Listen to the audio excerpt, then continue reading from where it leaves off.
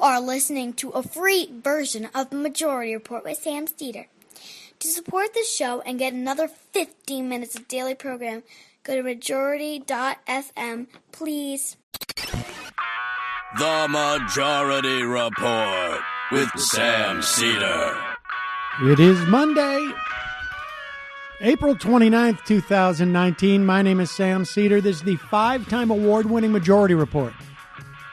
We are broadcasting live steps from the industrially ravaged Gowanus Canal in the heartland of America, downtown Brooklyn, USA. On the program today, we're back. Meanwhile, the stonewalling has begun, as the Trump administration won't testify on anything. Meanwhile, Joe Biden trips into the 2020 presidential race, and Elizabeth Warren drops a massive student debt plan and calls for Donald Trump's impeachment. Busy week for her. Meanwhile, Supreme Court hears the census citizen question. Get ready for a partisan ruling. Meanwhile, a federal court strikes down Michigan's districts drawn by Republicans, again subject to a SCOTUS ruling. Washington State introduces the first long-term care benefit. Just the beginning on that. And we've been gone for a week. Trump still racist. 55% of Americans say they will never vote for him, but a majority are against impeachment. Meanwhile, workers reach a tentative deal with Stop and Shop. That's 33,000 striking workers across Rhode Island, Massachusetts, and Connecticut. Marco Rubio says Russians hacked into Florida's elections in 2016, just in a couple of counties. Don't worry about it. Pretty sure they didn't change anything. Whatever. And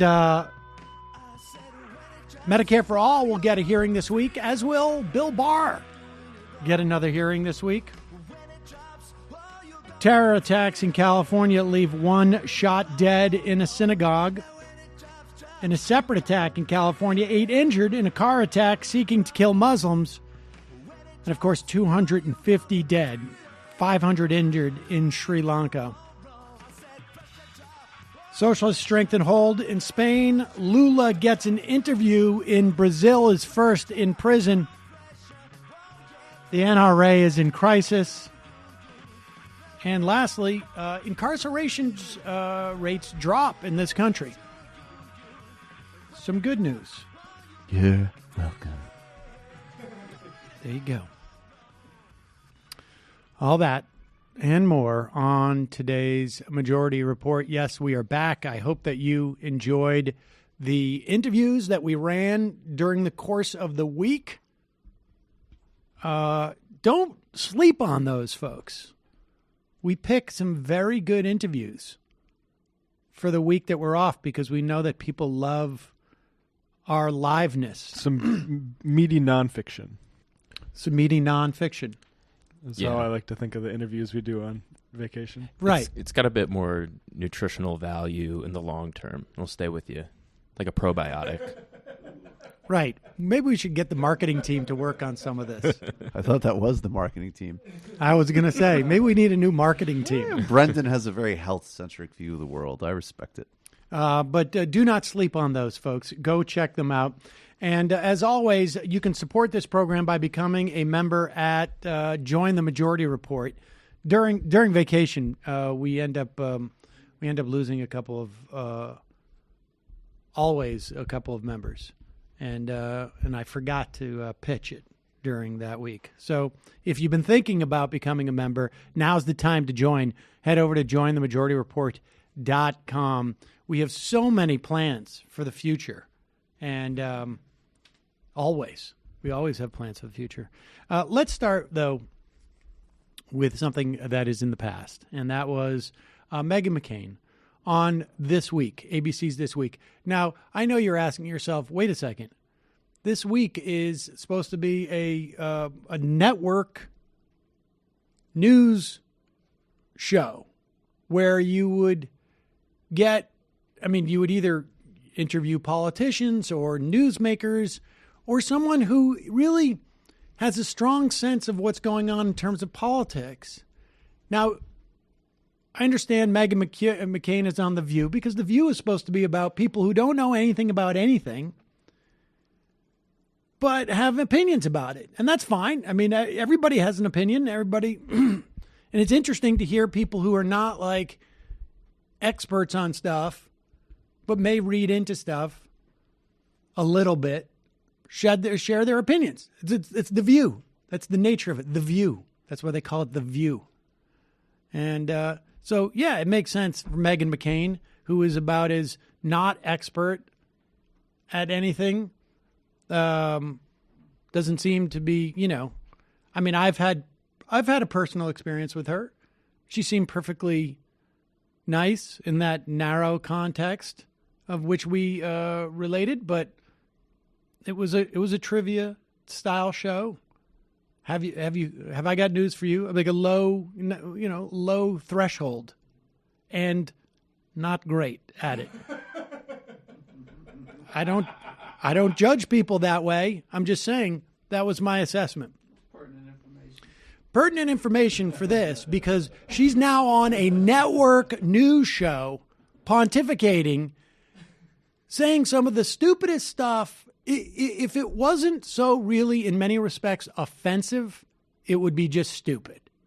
Here she is pontificating on the shooting that took place in a synagogue, I think around the San Diego area in California, where a woman was shot to death. She was jumping in front of the rabbi, actually, who was being fired upon. Rabbi, I think, lost part of his hand. There was a couple other injuries. It was a 19-year-old with an AR-15 who spends his time on 8chan, which is like, I guess, the dark web. They don't pretend it's just generally about ideas. A lot of those ideas are white supremacist and anti-Semitic. And this guy had bragged about, he was going to do something like this.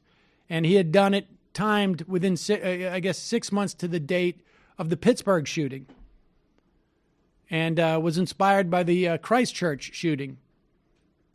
And here's Meghan McCain making what is really an incredibly offensive point about this.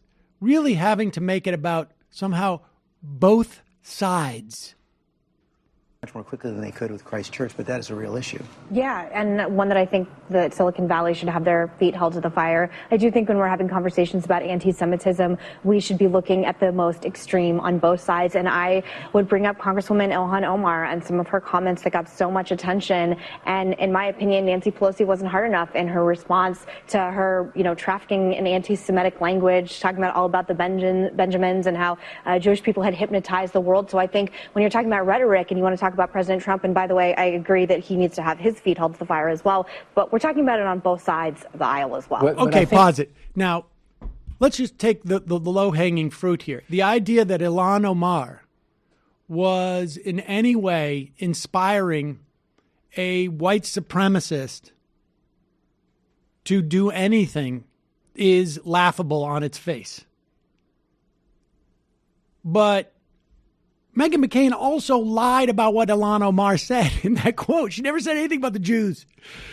She said that Israel had hypnotized the Congress insofar as their ability to even critique it. When she'd said it was all about the Benjamins, it was literally about the lobbyists who were impacting the Israeli policy within Congress. But the idea that it's both sides are inspiring the shooting, I want to see the shooter who was inspired by Ilhan Omar. I mean, it's pathological. It's pathological. Her Ilhan Omar, whatever you would call that, obsession, blame, fixation. But it's also it's also so obviously cynical because she's using it to advance her career, right? Like, this is what gets her a speaking spot at APEC. This is her way of actually not just being a joke on The View. Well, so she's actually inciting against Ilhan Omar, in my opinion, and actually, of course, totally belittling the actual serious issue of anti-Semitism through her disgusting crusade against her. Let's break this down because we can't know, which is it's obviously it's our opinion that she's doing this for any other reason. Now, one of them could be because she sees it as a career ticket. It gives her something interesting to say because she doesn't have a lot of interesting things to say. This is an interesting thing to say. She's that person who you go to say both sides when a white supremacist kills, shoots at Jews. Right. So you could say both sides. Or it could just be she's really, really not bright, right, and really, really feels like she needs to justify why she carries water for the conservative element in this country.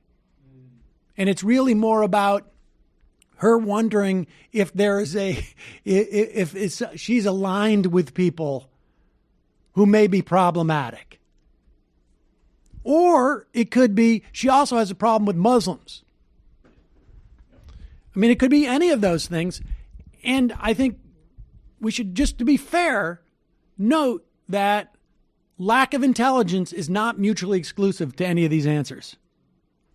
But it really is what is really reprehensible in my mind. And I understand it. It's ABC. They're trying to promote The View and this and that. But, honestly, can you really look yourself in the mirror, George Stephanopoulos, and say, we had a great show today. We had Meghan McCain on to discuss anti-Semitism. Really? Wow. There are undoubtedly some offspring of politicians who have savvy about politics. None come to mind, frankly. But undoubtedly they exist. But she's just a prominent one. Unbelievable. Meanwhile, folks, we all want a haven, a place that feels uniquely you. With Joybird, you get one-of-a-kind furniture crafted to your unique taste. You can turn your ideas into reality with hundreds of styles and options, from rich buttery leather to the plushest velvet you've ever felt. Want a sofa in aquatic blue? A love seat in bubblegum pink? If you can dream it, Joybird can make it a reality. They even have a beautiful selection of outdoor sofas, lounge chairs, and tables. Plus, their free personal design consultants can help you nail down your design. They also offer a range of kid and pet-friendly upholstery options so your creations can stand the test of time. I wish I was aware of Joybird when we got our couch, because there's nothing like two kids that can't destroy a couch for you. Best of all, thanks to their 365 home day trial, 365-day home trial. If you don't love your Joybird, you can return it for a full refund. See how Joybird can help you design your dream space. Find your joy today at joybird.com/majority. You can create the furniture that brings you joy. That's joybird.com/majority and receive an exclusive offer for 25% off your first order by using the code majority. Joybird.com/majority. Right around the corner is a Joybird store. That's a very nice I've spent place. a lot of time in that store sitting on different couches going We'll see. You rustle paper while you do it too? I sit there with do you paper take and I go, you take the ad copy with you? I just oh my God, like, Joybird. Maybe the right Bob's Burgers, maybe if I get into the Bob's Burgers movie. Time to get my living arrangement right now precludes my ability to buy furniture unilaterally. I'm not going to go any further into that, but first off, you trying to drink more water? Both my kids. I took my kids down to Florida this week. I'll get into that a little bit later. It was exhausting. But they were as healthy, I think, as they've ever been because I brought a bunch of Liquid IV with me. Liquid IV hydrates you 2 to 3 times faster and more efficiently than water alone with an added bonus of vitamin C, B3, B5, B6, and B12. Liquid IV is the fastest growing wellness brand. You can find them everywhere, even at Costco. Use Liquid IV to fuel tough workouts, help prevent muscle fatigue, and promote healthy post-workout recovery. It's a great alternative to traditional sugary sports drinks because there's no artificial flavors or preservatives. It's non-GMO, it's vegan, free of gluten, free of dairy and soy. Better yet, it comes in convenient TSA-friendly powder packs that are perfect for travel and preventing jet lag and altitude sickness. So we're in the sun a lot, the kids. In Florida. And every day I was like, guys, drink this 16-ounce thing of water. They will not do it. The Liquid IV tastes great. They drank it, and Mila did not get headaches. Saul did not get flush. I don't know. I don't know how you measure these things, but 5 days this week, the kids did great. They felt they felt great, but I also knew that they were totally hydrated. And then for me, there was a lot of pina coladas at this place I was at. So this is the way I sort of dealt with that. At the bar? Yep. Pina colada. It was funny because I went to like sort of a resort thing to take, so the kids could have stuff to do. And I was like literally fighting with other kids in the pina colada line. I had to specifically say non-virgin pina colada. I love Liquid IV, and I know you will too. Right now, my listeners get 25% off at liquidiv.com when you use my code majority at checkout. That's 25% off anything you order at Liquid IV's website. Just go to liquidiv.com, enter my promo code majority. That's liquidiv.com, promo code majority. Don't wait. Start properly hydrating today. And folks, lastly, you spend a third of your life in your sheets. It's about time for a bedding upgrade.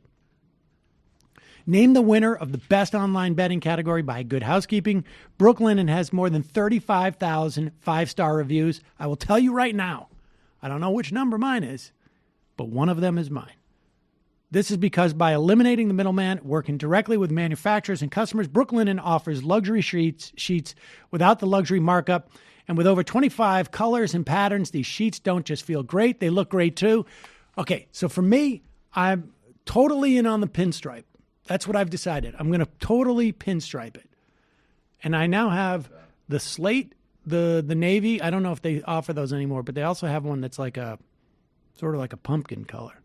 It looks good. It looks real good.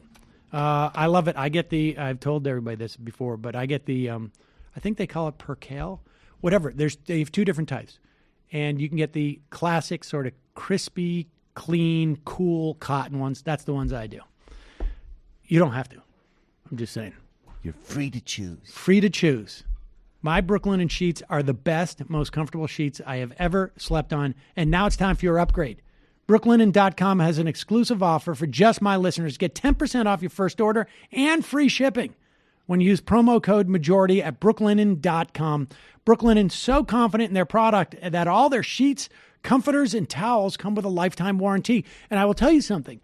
A set of sheets like this, like a good set of cotton sheets, they will last you for 20 years. Believe me. Believe me. The only way to get 10% off your first order and free shipping is to use promo code majority at brooklinen.com. That's Brooklinen, BROOKLINEN.com, promo code majority. Brooklinen, these really are the best sheets ever. Okay, so couple of big important things that took place this week. Obviously, and I'm going to hit these 3 things. I want to talk about Warren's plan. I want to talk about Biden jumping into the race. I want to talk about this ruling in Michigan about the gerrymandering that's going on there, because that's pretty big. Now, the NRA is also, I should tell you, came out this week, is apparently in some type of crisis. And I haven't read into this fully, but there's been some leadership things, and there's a big story in the New Yorker magazine, which we're going to dig into, and I'm going to try and get in touch with the reporter, either talk to them on Ring of Fire or have them on here. And but the long and short of it is, the Attorney General's office in New York, I think, is starting to investigate them. Here's the weird part. Just so you have some basic knowledge about this story, the NRA is chartered in New York State, which is the last place you would imagine it would be chartered. It was chartered, I guess, following, or I think on the eve of the Civil War, as an organization that was, it was started by, I think, a couple of Union generals who were unimpressed with the riflemanship of people in New York State and wanted them to be better. And so this association was set up to train them outside of the military.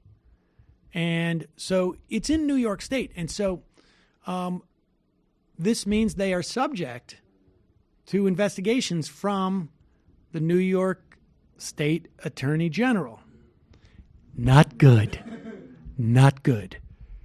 And the thing is, they could recharter in a different state, but their assets are New York based. And there's like they're like a $400 million, $450 million enterprise. And so there are other gun organizations, some which are like, more gunnish than less culture than the NRA, but they don't nearly have the same funding. So this would be a good malignant force to have not be in the world anymore.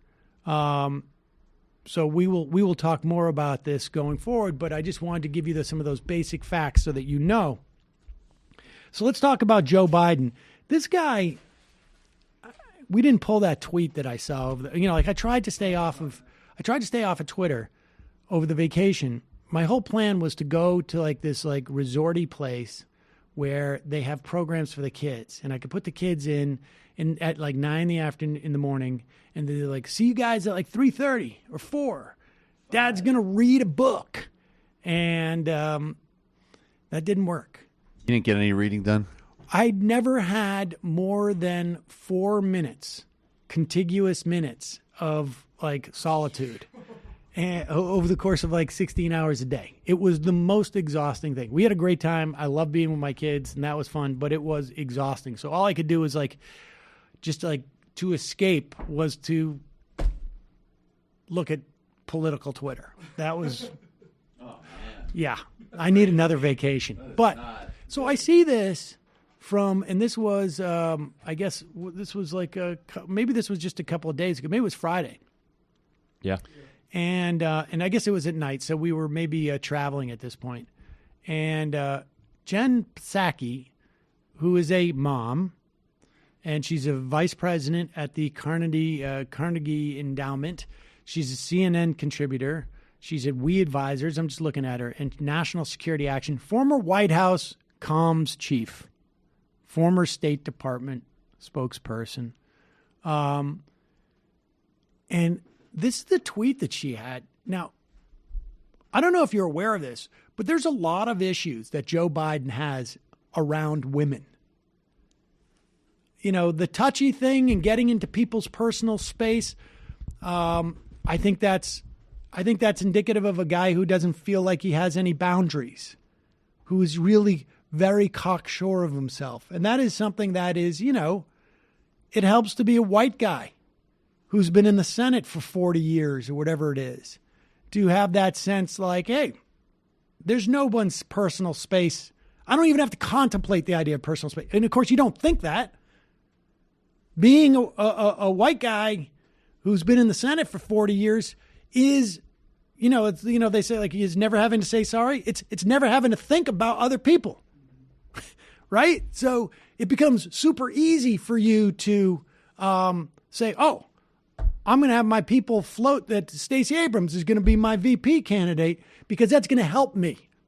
That's going to help shore up the problems I have with women and with maybe, and particularly African-American women because of the whole Anita Hill thing. We'll talk about that in a minute. Now, if you're a person who has respect for other people and you contemplate, hey, maybe she doesn't want to be exploited in that way, you should reach out to her and say, like, hey, I'm contemplating. Do you mind if, Well, and then we found out later that, no, he never had that conversation. She was rather upset about it. I think it was pretty clear from her public pronouncements. She didn't say Joe Biden's an a-hole, but she basically said, that was the subtext, in my opinion. Anyways, so Joe Biden has these problems with women. That's Anita Hill. Just what he did with Stacey Abrams, he did the same thing with Elizabeth Warren, actually, 4 years ago, 2016. And he knew, again, that was like, I have a problem with women. That's Joe Biden saying, I have a problem with women. I have a problem with my relationship to the banks. And that's why he chose Elizabeth Warren to float that year. Because that gives you the idea of like, wait a second, if he's open to Elizabeth Warren, maybe he's not the guy that I think he is. So Jen Psaki, I don't know if she is a surrogate for him. I don't know if she's going to be working in his comms. I don't know. I mean, in some circles, apparently this type of thing is like a huge scandal if they haven't announced that they're working and they're actually doing this. But I'm not one of those people who thinks that's a huge scandal. But here she is writing, Elizabeth Warren would be a beloved Harvard law professor, not a presidential candidate, if Barack Obama and Joe Biden had not worked with her to make her idea to form a Consumer Financial Protection Bureau law. Now, first off, she's wrong because Elizabeth Warren was chosen by Harry Reid to sit on a special committee to deal with TARP when the financial crisis started. And I don't know if it was called TARP at the time, but to sit on a committee to look at the financial crisis well before Barack Obama was president. Secondly, I want to see the documents from that White House. If Joe Biden is going to claim any credit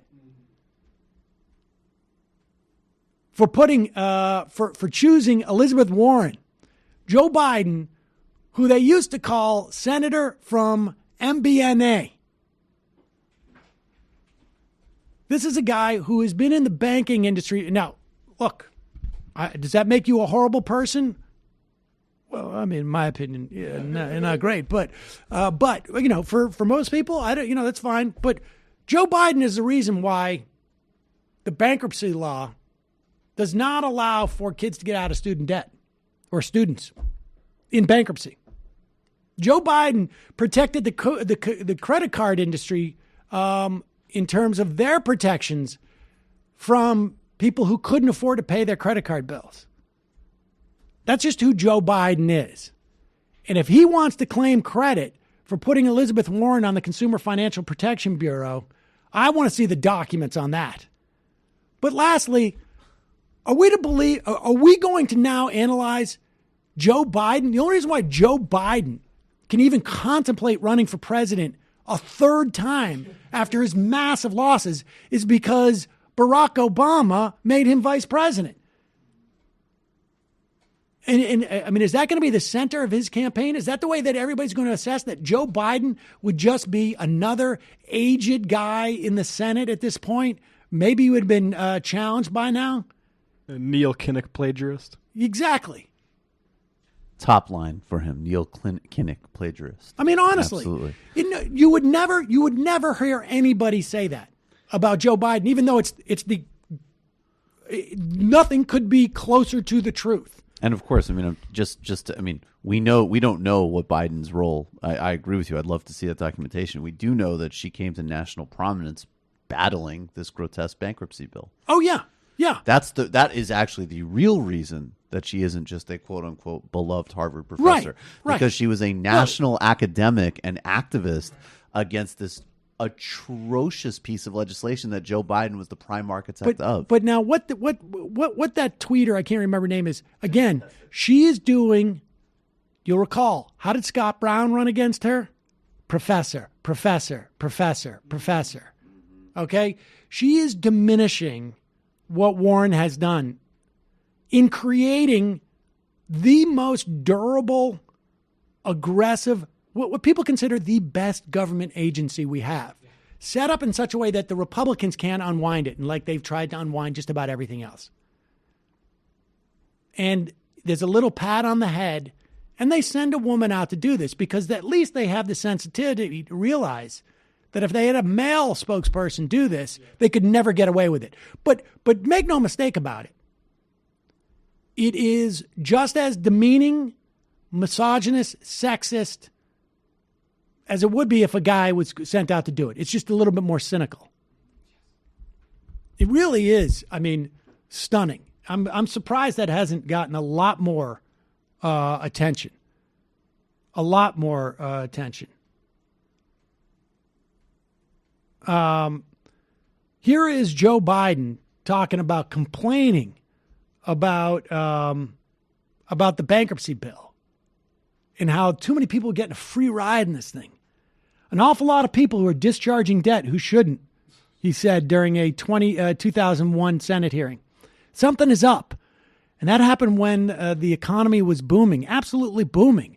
Now, I'm not a real smart fellow, maybe, but there's something wrong. In other words, he's arguing that when the economy goes up, no one should be going into bankruptcy. No one should be going. We also know, and maybe he didn't care at that time, but at least 50% of bankruptcies, particularly in 2001, were a function of medical debt, which, and maybe you're not a smart fellow, it doesn't matter what the economy is doing. If you get hit by a bus, it can cost you and sink you into debt. 50% of all personal bankruptcies. Some people, well, this is a letter from the same article that Warren wrote in 2005. Some people do abuse the bankruptcy system, but the overwhelming majority of people in bankruptcy are in financial distress as a result of job loss, medical expense, divorce, or a combination of those causes. There is not an institution, a system, a business, an agency, a program that is not abused to some extent. I will cop to this right now. At the hotel we stayed at, you give a card and you get a beach towel. Okay? And I sent my kids up to go get an extra beach towel, and I told them, just tell them Dad has the card. So we had 4 towels so that we could save seats. Corruption happens everywhere. But the idea that that's going to be the excuse. You don't think there's corruption in the credit card business? I mean, give me a break. Right. And so when Joe Biden sends out either his attack dogs or his friends of his attack dogs, or either paid or just simpatico surrogates to go out there and attack Elizabeth Warren, there's a reason why he does it. Because he's got a lot of things to answer for. But one of the biggest is how this guy is married to the banks, married to the credit card companies, and not just in a sort of a neutral, benign way, but in a way that fundamentally targets American citizens, that makes their lives materially worse, that allows for predatory practices. And Elizabeth Warren knows it, and that's why he's got to get out ahead and say, she would be nothing but a beloved law professor if it wasn't for me. I mean, at a time when the biggest financial institutions in this country were trying to put the squeeze on millions of hardworking families, there was nobody to stand up for them. I got in that fight because they just didn't have anyone. And Joe Biden was on the side of the credit card companies. That's it. Joe Biden was on the side of the credit card. She's got the receipts. That's the problem. She's got the receipts. So, I mean, it's an odd choice. You would imagine, like, Joe Biden's not in Elizabeth Warren's lane. So why is the first thing that they're doing when they come out the gate in terms of attacking anybody is attacking Elizabeth Warren? They're attacking Elizabeth Warren because they know that she knows who Joe Biden really is. And so they have to discredit her and make her seem like an uppity, ungracious, beloved. Would you ever call like a male a beloved? Like, it's unbelievable how sort of like gendered that attack was. I was really taken aback. And I know Joe will just go like, oh, Father, forgive me, I have sinned because I called her beloved. Right? It's a weird, I've heard it. There's gendered. It's also, and I hope that, it would be bizarre if this is what they were doing for obvious reasons, but it's right. I have heard that for men who are basically like beloved, like very old. Like a beloved professor who's right, retiring. like a beloved grandma. Like and beloved grandpa or grandma. The professor thing also works in terms of like, who are you going to listen to? That egghead over there who's telling you that I'm the one who screwed you on your credit card bills? Or me? Because Joe is really posturing. Oh, yeah, that's his whole thing. He's really posturing as like the guy's guy, right? Like the hard hat. Joe Hard Hat. Middle class Joe. Yeah, middle class Joe. Here he is. Where was this where he was speaking? This number 3.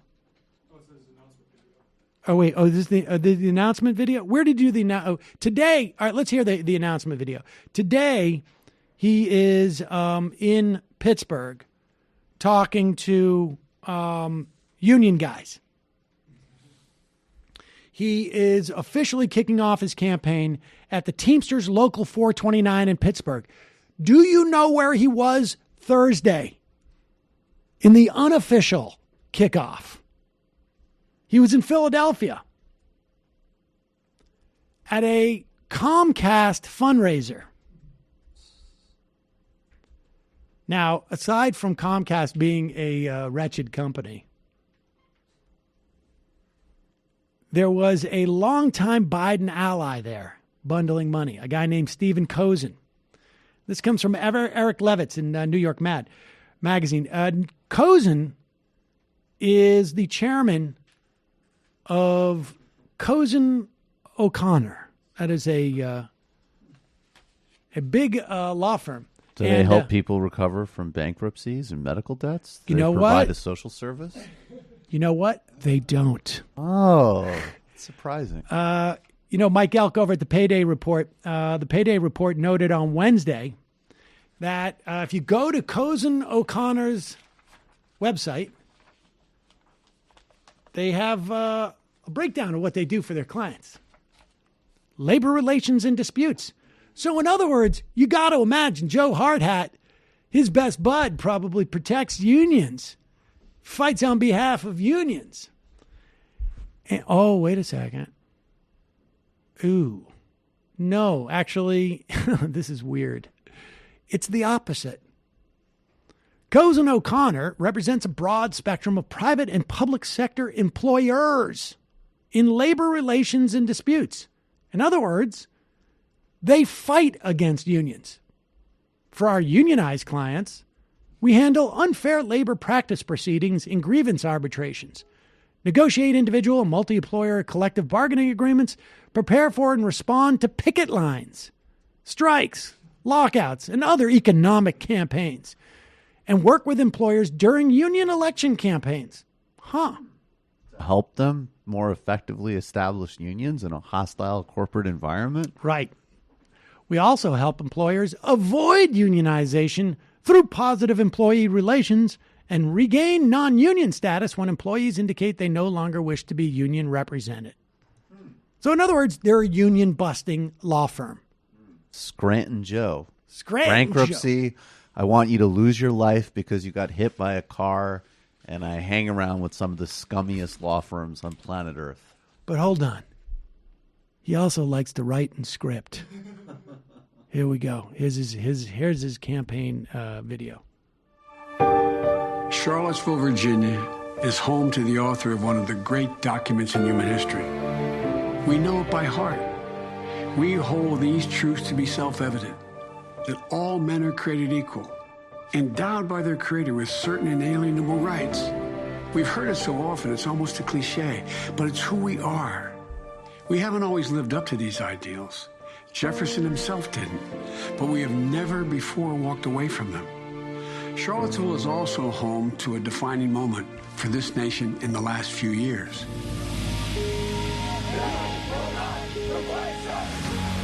It was there on August of 2017 we saw Klansmen and white supremacists and neo-Nazis come out in the open. Their crazed faces, illuminated by torches, veins bulging and bearing the fangs of racism, chanting the same anti-Semitic bile heard across Europe in the 30s. And they were met by a courageous group of Americans, and a violent clash ensued. And a brave young woman lost her life. And that's when we heard the words of the President of the United States that stunned the world and shocked the conscience of this nation. He said there were, quote, some very fine people on both sides. Very fine people on both sides? With those words, the President of the United States assigned a moral equivalence between those spreading hate and those with the courage to stand against it.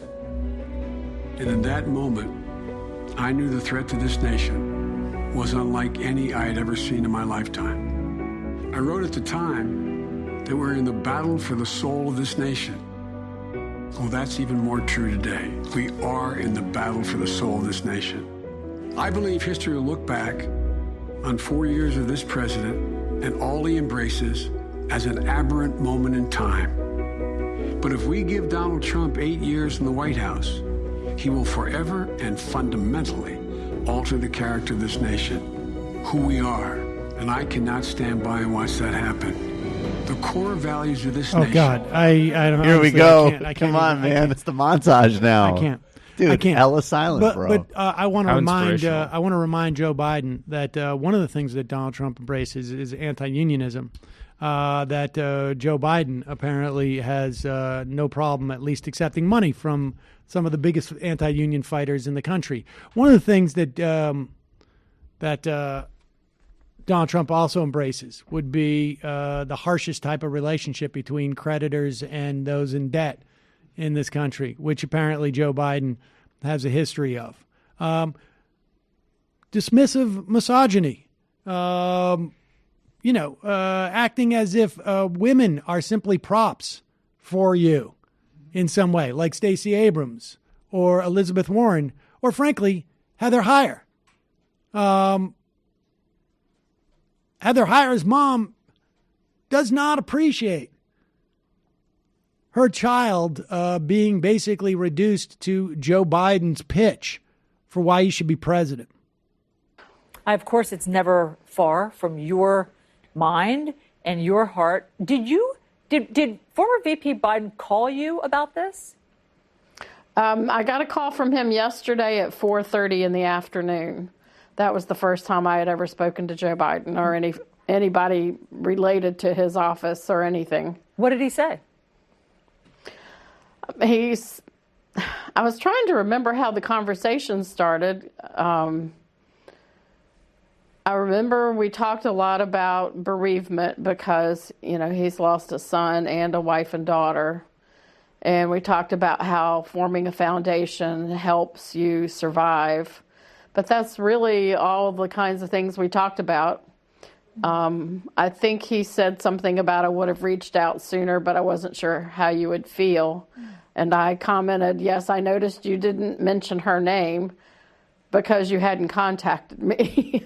So we sort of acknowledge that much. Do you wish that he had mentioned her name? Not particularly. It's not about her. The issue is about the hate. It's not about Heather. Yeah. And so was he calling for your approval or to make sure that you were okay? I mean, what was the upshot of his call? Probably to make sure I was okay. Apparently there were rumors swirling that I was devastated and traumatized, None of those things were true. So, in other words, Joe Biden is on a tour right now to make sure he doesn't mess up and appear as if he was invested in these questions, maybe a little bit more than he was. Maybe just a little bit more than he was. I mean, I happen to think, Joe Biden right now, I think, is basically at the top of the most of the polls at this point. But I have a feeling a lot of this stuff is going to catch up with him. Here is Joe Biden's non-apology to Anita Hill. And apparently Anita Hill, we'll read what she said afterwards. Knowing you, for as long as I have, I don't know why it took you so long to call her. I wish it had happened earlier. Well, I tell you what the deal was. I did not, since I had publicly apologized for the way she was treated, I'd publicly said it, I publicly had given credit for her, the contribution she made to begin to change this culture in a significant way, that what I didn't want to do, and I didn't want to, quote, invade her space. I didn't want to get in the situation where this became, and then when I heard all this about and it was legitimate, expecting a call every time the phone rang, and so I spoke to some leading women advocates in this area, someone knew her, and I said, could you see whether she'd take my call? Yeah. And I was grateful she took my call. I think what she wants you to say is, I'm sorry for the way I treated you, not for the way you were treated. I think that would be closer. Well, but I'm sorry the way she got treated. In terms of, I never heard say, if you go back and look what I said and didn't say, I don't think I treated her badly. I took on her opposition, what I couldn't figure out how to do, and we still haven't figured it out. Yeah. How do you stop people from asking inflammatory questions? Okay, so there's Joe Biden saying, I did nothing wrong. When I knew there was 3 other women who would corroborate at least that type of behavior, of being a victim of that behavior, and I did not bring them in front of the committee, I did nothing wrong. When I let her out there to dangle in the wind, knowing that there was corroboration, I did nothing wrong. Everything is in the passive voice. This is a guy who doesn't get it. What would be so bad for him to say? You got to ask yourself, is it just sheer arrogance? This guy's willing to do just about anything to become president. Is it just sheer arrogance? Or is he afraid that if he apologizes, that he's kowtowing too much to the people that he wants to appeal to? It's one of those two things. I don't know which is worse. A more narrow point is, as a chair of the committee, wouldn't he have been in a position to, as an example, like he said, he doesn't know how to stop defamatory statements. If you watch that clip of particularly Arlen Specter just like terrorizing her and trying to completely eviscerate her character and life, he wouldn't have been in a position to step over him and say, hey, you need to reorient your line of questioning here. You can ask a question, you can critique, you can defend your witness, but you're just using a national platform. You're using this hearing to just, personally attack her and potentially even endanger her life. You can't do that. I mean, wouldn't he have been in a position to do even the narrow metric that he just set for himself? I mean, now you're asking him to ignore Senate comedy and is that where it criticize one of his fellow? That probably was it, right? I would. But imagine he just set that standard for himself. He just said, "What can I do about those comments?" My understanding as chairman of a committee, you can actually do a little bit. Or when one of your colleagues starts terrorizing, we could look back on TV and see that you may have you were like, hey, wait a second, even if you couldn't get them to stop, show some measure of defense. This is disgusting. I object to it. All right. Before we get to the fun half, I want to talk about Elizabeth Warren's the student debt plan, because this is pretty great. And this is a program. She goes even further than Bernie Sanders. I mean, let's be honest here. Regardless of, there are people out there who I can understand are nervous about the government, actually coming to the material aid of its citizens. I'm not sure why this would be a concern for people, but it is. A lot of us are very used to people sort of just like, whispering that. Like that's sort of like a second part of the program. Some type of notion of fiscal responsibility, which is just really, it's a nothing term. It doesn't mean it's moral anything. hazard. Moral hazard, whatnot. But there are really only two people who are presenting any type of plans in this race that are in any way moving things forward away from what Trumpism and Republicanism is. I think everybody is on the same page. We should be very strongly anti-Nazis. We should be very strongly anti-bigotry. I don't think there's anybody in the Democratic Party who wouldn't agree with that statement. I think some are better than others on things, particularly sexism. But broadly speaking, the only thing that's left is who is thinking about the problems that Americans face and offering solutions. And really, Bernie and Warren are the only two who are doing it. And I have to say that Warren is outstripping everybody in terms of what she's proposing, both in terms of the scope and the number of things that she's thinking about. She has come out with a plan that not only calls for one free or a system of free university college in every state, public college. They exist already. It's just a matter of funding them. Some of them are bigger systems than others, depending on the state and whatnot. And certainly they were more or less in existence 35 years ago, 40 years ago, at least in many states. But what this plan would do is it would cancel $50,000 in student loan debt for every person with a household income under $100,000.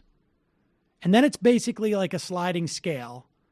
It would give substantial debt cancellation to every person with household income between $100,000 and $250,000.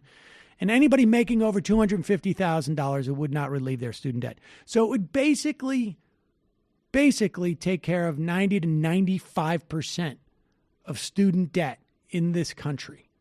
Existing student debt, which everyone from like the president of the Homeowners Association of America says it's the greatest inhibition to starter homes, to any economist will tell you out there. It is a huge drag on the economy, just sheerly from a productivity standpoint, but also from the perspective of of innovation, of entrepreneurship, of starting small businesses. And then, if you don't even want to look at it from such sort of crass economic terms, people going out and pursuing the lives that they want to pursue. Like, we don't get the teachers that we should be getting because people are afraid of the debt that they have, and they have to go do something that's going to make them more money on a consistent basis. And yeah, we could talk about any types of professions, or we talk about entrepreneurship or whatever it is. And it's changing also the nature of why people go to get an education. And here's the thing, it's not working. It's not giving the return on investment, in part because a lot of training has been offloaded. The expense of training has been offloaded by corporations onto basically the students and their future workers. So it will give debt relief to about 95% of Americans who have student loan. 75%, it would be entirely forgiven. It would make public 2- and 4-year institutions tuition free. It would expand Pell Grant funding to go toward additional college costs like housing, transportation, food, and books. And this is really big. it would cut for-profit colleges from receiving any federal funds. That includes federal student loans or military benefits. That will do so much to undermine that whole thing. It will make it disappear overnight. It'll disappear. That's amazing. If you know anything, and you can go back to listen to the interview I did with Trustee Cotton, Macmillan Cotton. Something like 90 to 95% of the for-profit universities get their, or I should say, something like 90% of the revenue that for-profit universities get come from taxpayer-funded student loans that then these students rarely see a return on their investment, end up dropping out of the program. These programs are geared towards just holding them through their second payment, which is the largest, which then is the majority of their student loan payment. And that's when the return on investment in terms of holding the students starts to drop for these institutions, businesses. And that's why under the Obama administration, when they started cracking down on the accreditation companies that would accredit these other companies as being colleges and universities, you saw like ITT go out of business overnight. Because once the accreditation, which allows you to get a student loan, gets revoked, student loans can't be spent on that university. They go out of business because they're completely funded by the government in that respect. And there's very, very little data, and all they do is collect data at these schools, believe me, that shows that there's a significant return on investment. And a lot of these people who are going to these schools are basically like 25 to 45-year-old African-American women. In addition, and they make the point of saying that the majority of students who attend for-profit colleges default within 3 to 5 years after they begin repaying what they owe. The majority of students within 3 to 5 years. It would also create a $50 billion fund for historically black colleges and universities and minority-serving institutions and add more money to it over time. Why? Because if you are not aware, and maybe you haven't listened to this program over the past 4 or 5 years, we have had in this country, well after the end of the Civil War, I should remind people, and the end of slavery, a government-sponsored, also problems in the private sector, obviously, as well, but even the government has been involved in systemically denying black people the greatest source of intergenerational wealth through real estate, through home ownership, because loans were backed with covenants that said you couldn't sell to black people. I mean, people didn't have the right to vote. You didn't have civil rights until 1965. There is less wealth in the black community. And as such, there's less money to be spent on giving back to universities for endowment.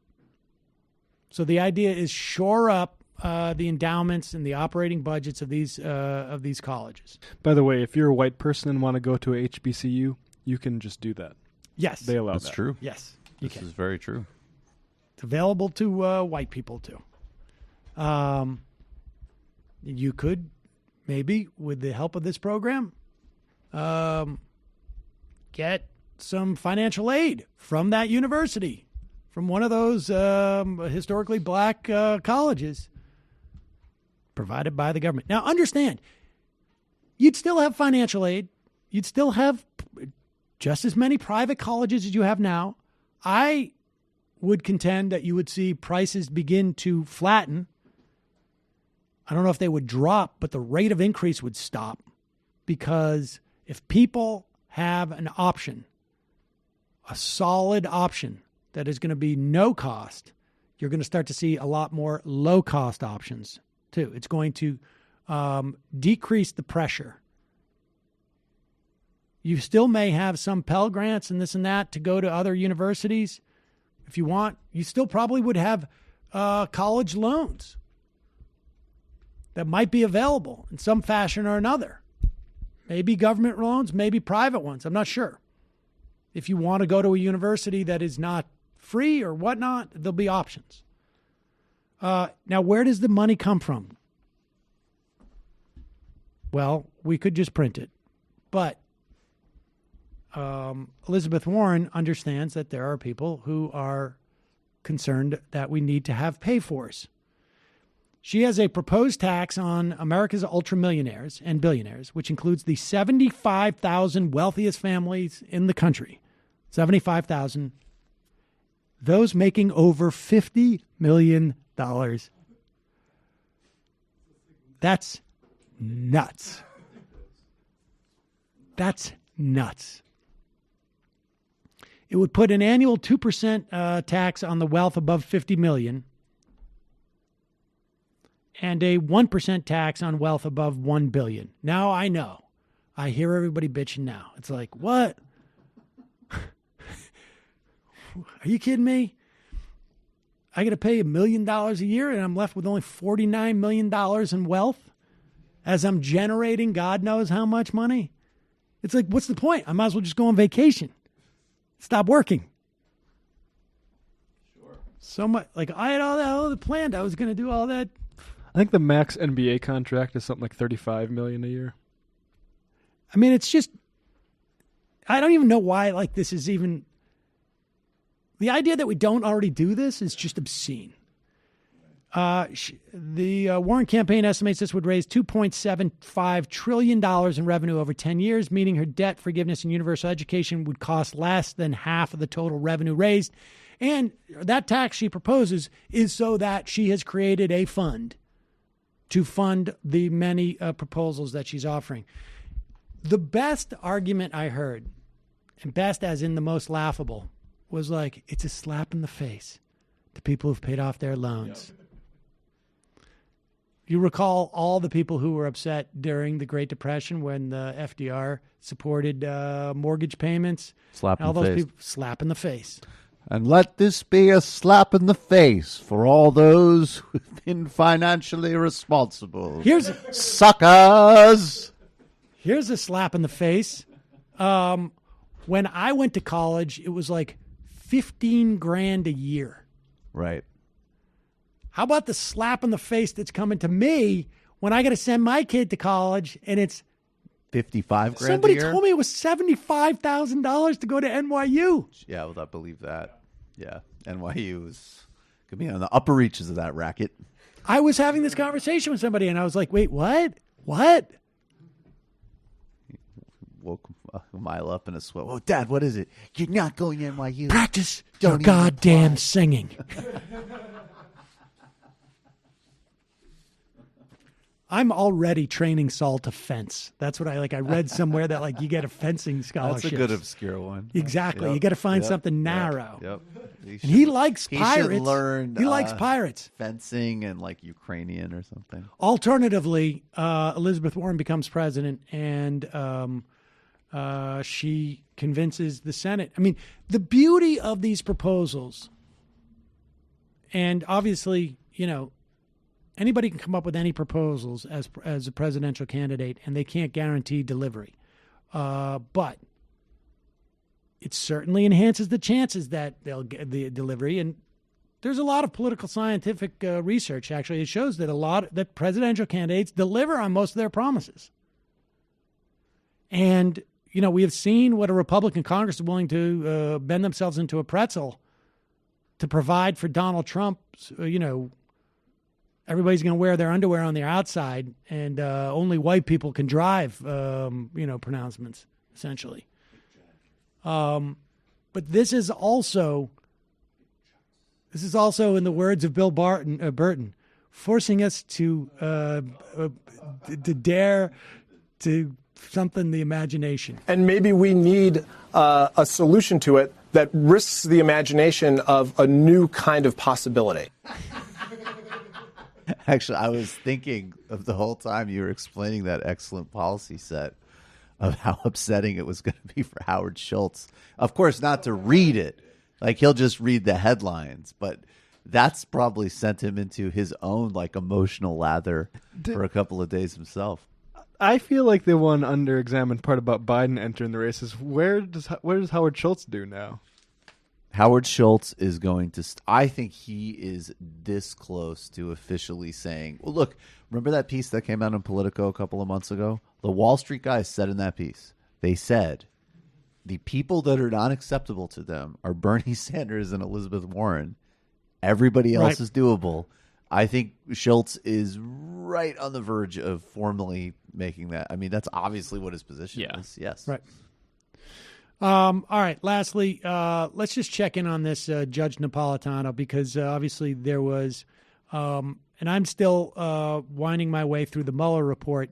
It is quite clear. There's a couple things about the Mueller thing, because obviously there was we had a little contention here. And we're going to have Marcy Wheeler on sometime in the coming week or two, as soon as we just work the scheduling out, to go over what we now know is in the Mueller report. And there's a couple of things clear. Obviously, nothing has changed in terms of the way that some elements of the media, some elements of the Democratic Party, played this, at least in terms of the Mueller investigation. We still don't know what's in the intelligence investigation, and I suspect we're going to know more. The bar, obviously, from an intelligence accusation is lower than it is from a criminal investigation. But there was a couple of things that were quite clear in the wake of the Mueller report. One is that there was evidence of collusion, but not enough to substantiate a conviction. There was, and by collusion, because there is no criminal definition of collusion, which we have also, been aware of for a long time, the only thing that could have been charged would have been if the Trump campaign actively worked with Russian government officials to do what Russian government officials did in the campaign. So if they here's a computer that you could use to go and hack into Florida's election system. Oh, really? Thank you, bro. Love it. Love it. Computers. Or you guys should target these Facebook groups. That would have been necessary to prove based upon the conspiracy charges. What clearly did happen, according to the Mueller report, is that the campaign was aware of what the Russians were doing, and the Russians were aware that the campaign wanted them to and were willing to do stuff. And it was just one of those things where it's like two people realize they have aligned incentives, and we don't need to do anything. We just have the guy go out and say, keep doing it, Russia. If you got those 30,000 emails, that would be good. And Russia can say, we like, what the Trumps... making deals. Right. We making deals. This is more just like the type of corruption that we rail against every single day. Like Joe Biden going to a Comcast, lobbyist. I mean, it's basically that kind of stuff. One would think that as the head of a presidential campaign, you would say hey, you're a foreign government. You really shouldn't be doing this, as opposed to keep doing it. So the obstruction charge, we also know that Mueller explicitly said, we can't charge anything. We can't charge the president with anything because of the DOJ Office of Legal Counsel. So there is a constitutional process to deal with these things. What is that constitutional process? Well, go read the Constitution. It's called impeachment. It's called Congress to look at it. So Bill Barr did subvert what Mueller wanted to have happen and anticipated would happen, which would be that the obstruction charges would go to Congress. There's obviously a lot more in the report, but those are the big takeaways in terms of those two issues.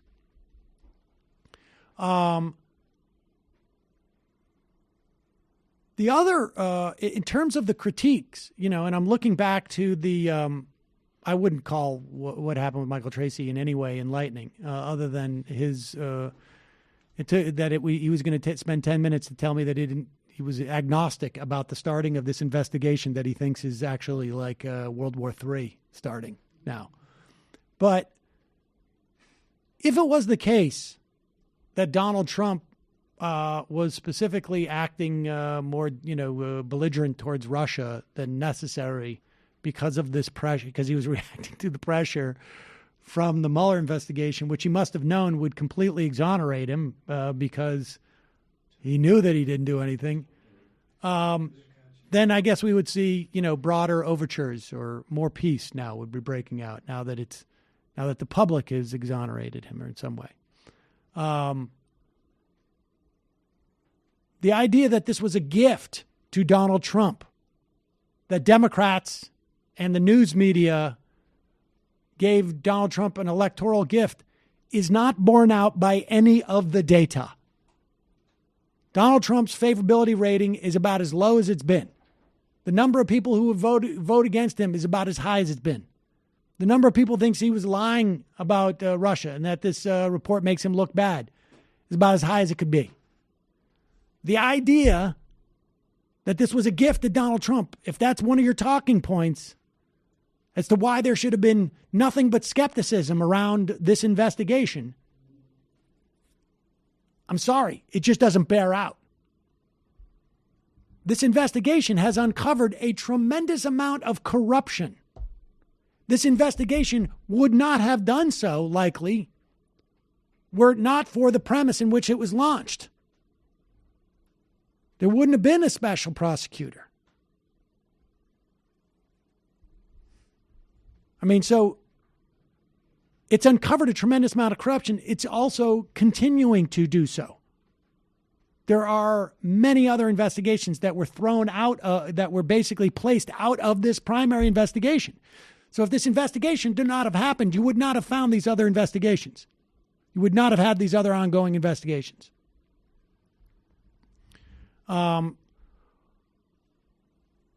Obviously, there were excesses in the media coverage, but largely it seems to me that, and I don't think those critiques are invalid, but it really is like obsessing over the graphics and the music used for the invasion of the Iraq War that the media is using. Yeah, disgusting, wrong, shouldn't happen, part of a bigger problem, a societal disease, et cetera, et cetera. But there was also the war was also, highly problematic. And if you start to look into the substance of this stuff, I think it was always, sort of ridiculous to assume that the Trump campaign had the facility to help Russia in their involvement in the campaign, whether you think it had any material impact or not. I guess conceivably, we still don't know why the polling data was given to a guy with connections to the Russian government. We'll never know because Manafort lied about that. And we don't know why it was necessary for Manafort to lie and pretend like he was, working with the government when in fact he was feeding information to the Trump administration. We just don't know. But I don't know. And if you don't believe me, why not believe a guy who would be extremely skeptical as to whether there was law breaking that took place and whether you can actually be charged with obstruction if you can't prove an underlying crime? So when the president asked his former advisor and my former colleague at Fox, KT McFarland, to write an untruthful letter to the file knowing the government would subpoena it, that's obstruction of justice. When the president asked Corey Lewandowski, his former campaign manager, to get Mueller fired, that's obstruction of justice. when the president asked his then White House counsel to get Mueller fired and then lie about it. That's obstruction of justice. When he asked Don McGahn to go back to the special counsel and change his testimony, that's obstruction of justice. When he dangled a pardon in front of Michael Cohen in order to keep Cohen from testifying against him, that's obstruction of justice. Why not charge him? Because the Attorney General of the United States would have blocked such a charge. Because the Attorney General of the United States is of the view that obstruction of justice can only occur if you're interfering with a criminal investigation of yourself. But that's not what the obstruction statute says, and that's not what law enforcement believes, and that's not what prosecutors do. Prosecutors prosecute people who interfere with government functions. And that's what the president did by obstruction. Where's this going to end? We don't know. But I'm disappointed in the behavior of the president. His job is to preserve, protect, and defend the Constitution of the United States, to uphold and to enforce federal law, not to violate it. If he had ordered his aides to violate federal law, to save a human life, or to preserve human freedom, he would at least have a moral defense to his behavior. But ordering them to break federal law to save him from the consequences of his own behavior, that is immoral, that is criminal, that is defenseless, and that is condemnable. Now, that is Democratic Congressman. No, wait a second. I'm sorry. That is that Jerry MSNBC Nadler? host. No, wait a second. No, that is Judge Napolitano on Fox News. And in fact, they wouldn't even let him shoot that in the building, apparently. They had to shoot it out in the street on 6th Avenue. You had to grab the intern. I think I know who I want to shoot on 5th Avenue. Mueller anticipated Congress looking at these questions of obstruction. And Bill Barr, who was picked because he did a 19-page memo describing why obstruction could not exist in this context without even knowing the facts. As a matter of law, it can't exist. Because if it's the case, and now Trump is refusing to let any of his people testify in front of Congress, the argument is basically, if Mueller was not allowed to give this to Congress, and the Justice Department says you cannot indict a sitting president, basically what we have is a situation where there is zero legal accountability for a sitting president. Nobody has ever asserted that. Well, maybe Nixon, but nobody has ever asserted this in their right mind, has ever asserted this. And by preventing Congress from looking specifically at that obstruction case, that is the subtext of the argument. Now, Congress is going to hopefully continue to investigate.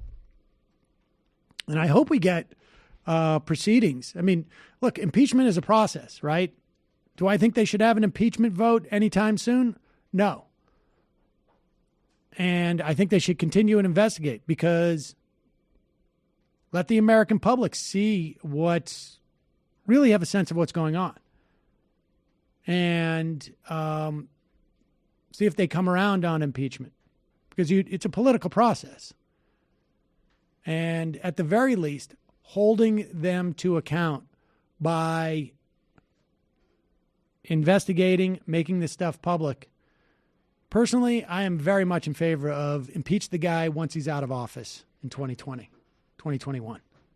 I would feel much more comfortable about saving the impeachment hearings for then. But that's a different issue. But, all right. Oh, gosh, we should go. Fun half. Folks, don't forget, you can support this program. We usually don't go this long, but, we were gone for a week, really 8 days because of Passover. So you can support the free show by going to jointhemajorityreport.com. And as a way of thank you, we give you extra content every day, except for, I guess, when we're on vacation, guys. In the fun half, we do all sorts of fun things, like mock Dave Rubin, or got some good Dave Rubin stuff. Mock Louis Gohmert, or no, actually, let me rephrase this. Talk about big ideas about Dave Rubin. big ideas about Louis Gohmert. I'm more interested in making fun of ideas than people. I'm glad he's getting some criticism. I think it seems like he's getting criticism from all the right places. I think he'll like it too, as someone who has fidelity to ideas, likes to see him challenged. Make you think better. Steel man ideas only, no straw man right. ideas. We need steel man ideas. When I think of Dave Rubin, we will take your phone calls. Steel man ideas. We will take your phone calls. We will read your IMs. 646-257-3920. Also, justcoffee.coop, fair trade coffee, tea, or chocolate. Use the coupon code majority. Get 10% off. You got a couple of days to get 30% off your coffee. We bought 2 5-pound bags of Majority Report blend. So we may start our own little coffee shop here. Join the Majority Report, just pennies a day. Michael, back from your L.A. extravaganza. Yes, indeed. Are you going to be doing a show this week? Yeah, just take a break. No, by the way, L.A. was great. Thanks to everybody who came out. Thanks good to see you. Yeah, that was an amazing show. Thanks for the gifts. Thanks for all of the... That was amazing. We appreciate all of you. Tomorrow night, Dr. Mehta Al-Hassan is going to join us to talk about her book and also the connections between the uprisings and changes happening in Sudan and Algeria, Joe Biden, Pete Buttigieg, all sorts of stuff we got to hit. There might be a surprise in-studio guest, so you'll find out about that tomorrow if that indeed is the case. Check out the new illicit history of Deutsche Bank, from the Nazis to Donald Trump. Michael Brooks' show on YouTube, patreon.com/TMBS to get the whole thing. Jamie is still on extended vacation, but check out The Intifada, patreon.com/The Intifada. And Matt with his new home studio. Yeah, I got a new home studio, guys, so patreon.com/literary hangover to help me pay for not having a roommate anymore. I've got two new episodes that came out on April 19th, looking back on the Spanish War by George Orwell. It was written in 1943. It kind of he thinks of the Spanish Civil War as sort of the beginning of totalitarianism and sort of the inability to distinguish what's true in history. So check that out if you're into the fake news. And then for patrons only, I have a new George Orwell reading series called Orweller, and the first episode of that is up. It's called from his essay "Spilling the Spanish Beans," which is right after he returned from after getting shot in the throat by a fascist in Spain, where he talks about how it's actually the problem with the communists and the liberal democracies, where they were pretending that the Spanish Civil War was just democracy against fascism, when really there was like an attempt at a classless society revolution. And so it was sort of like the problems of the Popular Front, how we talk about how we have to make amends with people like Jonathan Chait now, and you see what gets erased when you make those sorts of alliances. So check that out, patreon.com/literary hangover. All right, folks, quick break, fun half. Left is best. Jamie and I may have a disagreement. Yeah, you can't just say whatever you want about people just because you're rich. I have an absolute right to mock them on YouTube. He's up there buggy whipping like he's the boss. I am not your employer. I'm tired of the negativity. I'm sorry. I didn't mean to upset you. You're nervous? You're a little bit upset? You're riled up? Yeah, maybe you should rethink your defense of that, you fucking idiots. We're just going to get rid of you. All right. But dude. You want to smoke this joint? Yes. Do you feel like you are a dinosaur? Some good shit. Exactly. I'm happy now. It's a win-win. It's a win-win-win. Oh, hell yeah. Now listen to me. 2, 3, 4, 5 times. 847-906-501-457. 2, 38, 56, 27. 1/2. 5 8s. 3.9 billion. Wow. He's the ultimate math nerd. Don't you see? Why don't you get a real job instead of spewing vitriol and hatred, you left-wing Limbaugh? Everybody's taking their dumb juice today. Come on, Sammy. Dance. Ooh.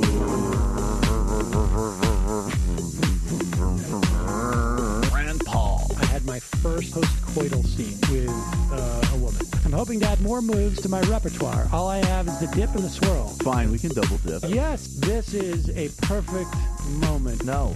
Wait, what? You make under $1 million a year. You're scum. You're nothing. Excuse me? Fuck you, you fucking liberal elite. I think you belong in jail. Thank you for saying that, Sam. You're a horrible, despicable person. All right, gonna take a quick break.